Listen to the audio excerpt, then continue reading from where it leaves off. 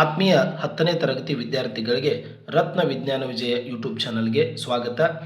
So ಈ video high dose ಅಧ್ಯಯನದ part 3 ಆಗಿದೆ.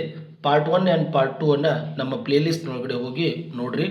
ಸೊ ಇದು 5 ನಿಮಿಷದ ವಿಡಿಯೋ ಆಗಿರ್ತೈತಿ. 5 ನಿಮಿಷದ ವಿಡಿಯೋದೊಳಗಡೆ ನಿಮಗೆ 2 ರಿಂದ 3 ಅಂಕಗಳು ಎನ್ಯುವಲ್ ಪರೀಕ್ಷೆಗೆ ಗಳಿಸುವಂಥ ಒಂದು ಅವಕಾಶ ಈ ವಿಡಿಯೋದೊಳಗಡೆ ಸಿಗುತ್ತೆ.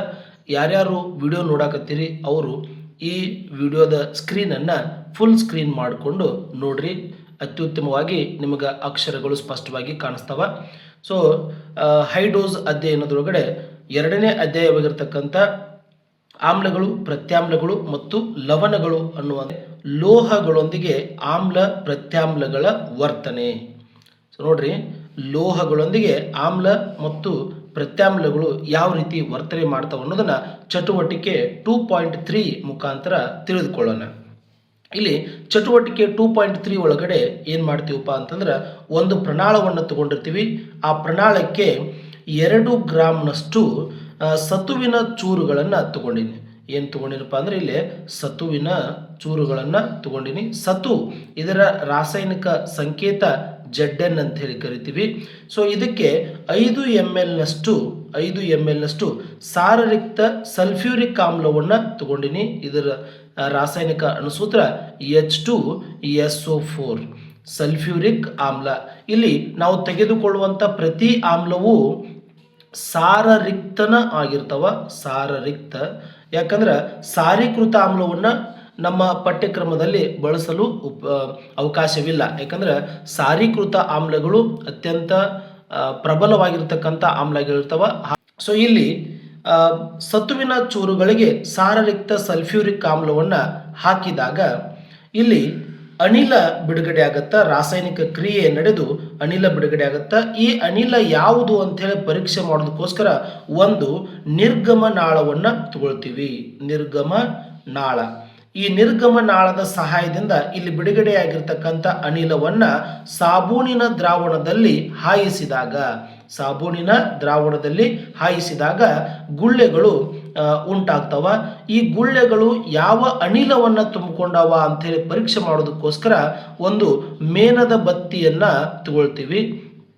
ಮೇಣದ ಬತ್ತಿಯನ್ನು ಅಥವಾ ಕ್ಯಾಂಡಲನ್ನು ತಗೊಂಡು ಆ ಅನಿಲಕ್ಕೆ ನಾವು ಹಿಡಿದಾಗ ಅಥವಾ ಗುಳ್ಳೆಗಳಿಗೆ ಹಿಡಿದಾಗ ಮೇಣದ ಬತ್ತಿ ಪಾಪ್ ಎನ್ನುವಂತಹ ಶಬ್ದವನ್ನು ಉಂಟು ಮಾಡಿ ಪಾಪ್ ಅನ್ನುವಂತಹ ಶಬ್ದವನ್ನು ಉತ್ಪತ್ತಿ ಮಾಡುತ್ತೆ.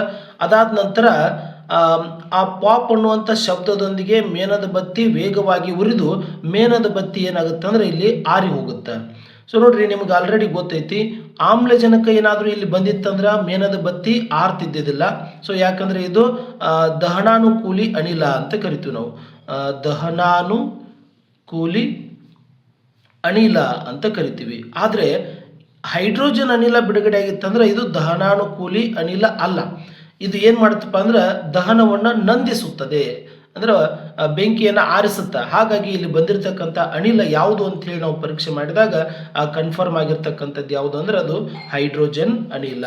ಸೊ ಹಾಗಾದ್ರೆ ಇಲ್ಲಿ ಒಟ್ಟಾರೆಯಾಗಿ ನಡೆದಿರ್ತಕ್ಕಂಥ ಈ ಪ್ರಕ್ರಿಯೆಯನ್ನು ಒಂದು ಸಮೀಕರಣ ಮುಖಾಂತರ ನೋಡೋಣ. ನಾನು ತೆಗೆದುಕೊಂಡಿರ್ತಕ್ಕಂತಹ ಎಲ್ಲ ವಸ್ತುಗಳನ್ನು ಇಲ್ಲಿ ಬರಿತೀನಿ. ಮೊದಲಿಗೆ ತಗೊಂಡಿದ್ದೇನಪ್ಪ ಅಂತಂದ್ರೆ ನಾವು ಸತುವನ್ನು ತಗೊಂಡಿದ್ದೀವಿ. ಸತು ZN ಸತು ಅನ್ನು ತಗೊಂಡಿದ್ದೀವಿ. ಅದಕ್ಕೆ ಏನು ಮಾಡಿದೀವಪ್ಪ ಅಂದ್ರೆ 5 ml ಅಷ್ಟು H2SO4 ಅನ್ನು ಹಾಕಿದ್ದೀವಿ. H2SO4 ಹಾಕಿದ ತಕ್ಷಣ ರಾಸಾಯನಿಕ ಕ್ರಿಯೆ ನಡೆದು ಇಲ್ಲಿ ಸತುವಿನ ಸಲ್ಫೇಟ್ ಉಂಟಾಗುತ್ತದೆ, ZnSO4 ಪ್ಲಸ್ ಇದರ ಜೊತೆಗೆ ಬಿಡುಗಡೆ ಆಗಿರ್ತಕ್ಕಂತಹ ಅನಿಲ ಯಾವುದು ಅಂತಂದ್ರೆ H2 ಅಂತ ಹೇಳಿ ನಮಗೆ ಕನ್ಫರ್ಮ್ ಆಯಿತು. ಸೊ ಹಾಗಾದ್ರೆ ಇಲ್ಲಿ ತಗೊಂಡಿರ್ತಕ್ಕಂಥ ಈ ವಸ್ತುವನ್ನು ನಾವು ಲೋಹ ಅಂತೇಳಿ ಕರೆದ್ರೆ ಇದು ಏನಪ್ಪ, ಇದು ಆಮ್ಲ. ಸೊ ಲೋಹ ಮತ್ತು ಆಮ್ಲದ ವರ್ತನೆಯಿಂದ ಉಂಟಾಗಿರ್ತಕ್ಕಂಥದ್ದು ಇದರ ಹೆಸರನ್ನು ನಾವೇಂತೀವಪ್ಪ ಅಂದರೆ ಲವಣ ಅಂತೇಳಿ ಕರಿತೀವಿ, ಲವಣ. ಸೊ ಅದ್ರ ಜೊತೆಗೆ ಬಿಡುಗಡೆ ಆಗಿರ್ತಕ್ಕಂಥದ್ದು ಅನಿಲ ಯಾವುದಪ್ಪ ಅಂದ್ರೆ ಹೈಡ್ರೋಜನ್ ಅನಿಲ. ಸೊ ಒಟ್ಟಾರೆಯಾಗಿ ಹೇಳಬೇಕಂತಂದ್ರೆ ಲೋಹಗಳೊಂದಿಗೆ ಆಮ್ಲವು ವರ್ತಿಸಿದಾಗ ಹೈಡ್ರೋಜನ್ ಅನಿಲ ಬಿಡುಗಡೆಯಾಗಿ ಲವಣ ಉತ್ಪತ್ತಿ ಆಗಿರುತ್ತದೆ. ಸೊ ಈ ಚಟುವಟಿಕೆ ಮುಖಾಂತರ ನಮಗೇನು ತಿಳಿದು ಬಂತು, ಲೋಹಗಳು ಆಮ್ಲದೊಂದಿಗೆ ವರ್ತಿಸಿದಾಗ ಲವಣ ಉಂಟಾಗಿ ಹೈಡ್ರೋಜನ್ ಅನಿಲ ಬಿಡುಗಡೆಯಾಗುತ್ತದೆ ಅನ್ನೋದ್ರ ಬಗ್ಗೆ ನಾವು ತಿಳ್ಕೊಂಡಿವಿ. ಸೊ ಈ ವಿಡಿಯೋದೊಳಗಡೆ ನಿಮಗೆ ಪರೀಕ್ಷೆಗೆ ಅತಿ ಮುಖ್ಯವಾಗಿ ಕೇಳುವಂಥದ್ದು ಏನಪ್ಪ ಅಂದ್ರೆ, ಪರೀಕ್ಷಾ ತಯಾರಿಗೆ ಪ್ರಮುಖ ಪ್ರಶ್ನೆಗಳು ಈ ಚಿತ್ರವನ್ನು ನಮಗೆ ಕೇಳ್ತಾರೆ. ಸೊ ಚಿತ್ರವನ್ನು 4 ಮಾರ್ಕ್ಸಿಗೆ ಕೇಳ್ತಾರೆ, 4 ಮಾರ್ಕ್ಸಿಗೆ. ದಯವಿಟ್ಟು ಈ ಚಿತ್ರವನ್ನು ನೀವೇನು ಮಾಡಿರಿ, ಪ್ರಾಕ್ಟೀಸ್ ಮಾಡಿರಿ. ಕಳೆದ 2026ನೇ ಇಸ್ವಿ ಒಳಗಡೆ 2026ನೇ ಇಸ್ವಿಯಲ್ಲಿ ಈ ಪ್ರಶ್ನೆಯನ್ನು 4 ಮಾರ್ಕ್ಸಿಗೆ ಕೇಳಲಾಗಿತ್ತು. ಸೊ ಮುಂಬರುವಂಥ ಪ್ರಶ್ನೆ ಪತ್ರಿಕೆಯಲ್ಲೂ ಕೂಡ ಈ ಚಿತ್ರವನ್ನು ಕೇಳಲಾಗುತ್ತೆ. ಸೊ ಇದ್ರ ಜೊತೆಗೆ 1 ಅಂಕದ ಪ್ರಶ್ನೆಯನ್ನು ಯಾವ ರೀತಿ ಕೇಳ್ತಾನಪ್ಪ ಅಂತಂದರೆ, ಇಲ್ಲಿ ಸಾರಯುಕ್ತ ಸಲ್ಫ್ಯೂರಿಕ್ ಆಮ್ಲದೊಂದಿಗೆ ಸತುವಿನ ಚೂರುಗಳು ವರ್ತಿಸಿದಾಗ ಯಾವ ಅನಿಲ ಬಿಡುಗಡೆಯಾಗುತ್ತದೆ ಅಂಥೇಳಿ ಪ್ರಶ್ನೆಯನ್ನು ಕೇಳ್ತಾರೆ. ಸೊ ಹಾಗಾಗಿ ಇದರ ಬಗ್ಗೆ ಸ್ವಲ್ಪ ಗಮನ ಹರಿಸ್ರಿ. ಸೊ ಈಗ ಮನಿ ವರ್ಕನ್ನು ನೋಡೋಣ, ಹೋಮ್ವರ್ಕನ್ನು. ಈ ಪ್ರಶ್ನೆಗೆ ನೀವು ಸರಿಯಾದ ಉತ್ತರವನ್ನು ಕಮೆಂಟ್ನಲ್ಲಿ ತಿಳಿಸ್ರಿ. ಈ ಸಮೀಕರಣವನ್ನು ಸರಿದೂಗಿಸಿ ನೀಡ್ರಿ. ಸಮೀಕರಣ ಸರಿದೂಗೈತೋ ಇಲ್ಲೋ ಅಂಥೇಳಿ ಪರೀಕ್ಷೆ ಮಾಡಿರಿ.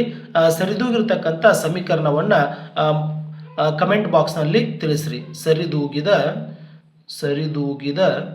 ಸಮೀಕರಣವನ್ನು ಬರೆಯಿರಿ. ಓಕೆ.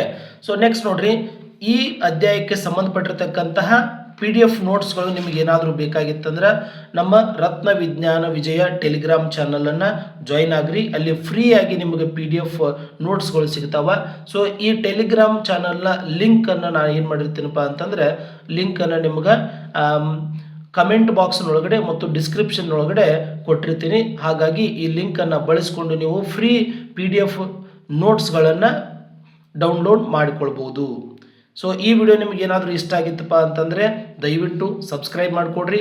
ಮತ್ತು ನಿಮ್ಮ ಫ್ರೆಂಡ್ಸ್ಗಳಿಗೆ ಏನು ಮಾಡಿರಿ, ಶೇರ್ ಮಾಡಿರಿ. ಆಮೇಲೆ ಲೈಕನ್ನು ಮಾಡೋದು ಮರೆಯೋಕ್ಕೆ ಹೋಗಬೇಡ್ರಿ. ಓಕೆ, ಧನ್ಯವಾದಗಳು.